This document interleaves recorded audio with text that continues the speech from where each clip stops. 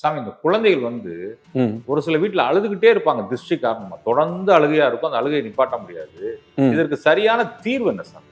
அதாவதுங்க குழந்தைகள் அழுது கொண்டே இருக்கு திருஷ்டி காரணமாக இருந்தா, அதாவது வேற ஏதாவது நோய் காரணமாக இருந்தா கண்டிப்பா மருத்துவமனையை பார்த்து ஆகணும். திருஷ்டி காரணமாக குழந்தைகள் அழுவதாக நீங்க நினைத்தீங்கன்னா ரொம்ப சுலபமான ஒரு பரிகாரம் இருக்கு. நீங்க கடையில ஒரு மெழுகுவர்த்தி வாங்கிக்கிங்க.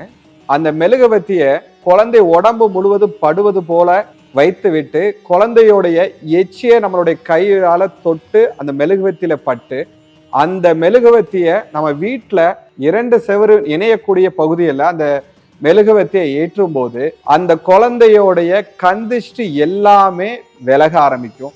வாரத்துல 1 முறை, மாதத்துல 4 முறை நீங்க செய்துட்டு வந்தாலே அந்த குழந்தையோட கண்திஷ்டி ஒட்டுமொத்தமாக குறைந்துவிடும்.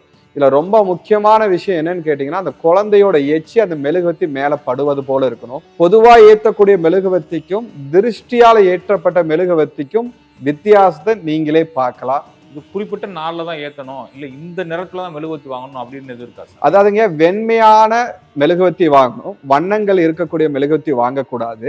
அதே மாதிரி மாலை சூரியன் அஸ்தமனம் ஆன பிறகு, இருள் சூழ்ந்த பிறகுதான் நம்ம அதை பண்ணணும் ஐயா.